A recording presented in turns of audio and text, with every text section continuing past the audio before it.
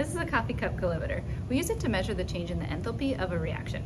Although it's an open system where both energy and matter can transfer between the inside of the calorimeter and the surroundings, it's designed in such a way to minimize the heat transfer. To properly set up your calorimeter, you will need your calorimeter, a hot plate, your ring stand, a clamp, and your temperature probe. So the first thing we'll do is place the calorimeter on the hot plate, and then we'll place the clamp on the ring stand.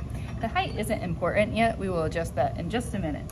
Next, you'll take your temperature probe and put that on the clamp.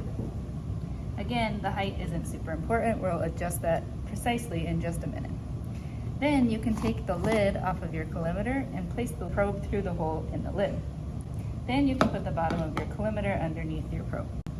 The next step will be to add the solution to your calorimeter. Note, this isn't the part that will make the reaction, but it would be water or one of the reactants. So we'll add that to our calorimeter.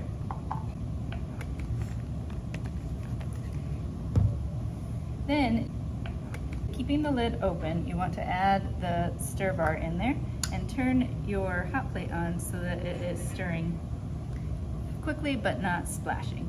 Next, while keeping the lid open, you want to lower this clamp so that the probe is submerged in the water, but so that it does not touch the bottom of the styrofoam.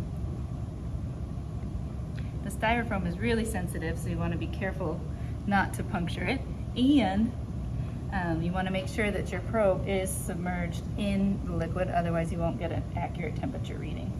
You also want to make sure that your stir bar, which is switched on at this point, is not bumping into the temperature probe.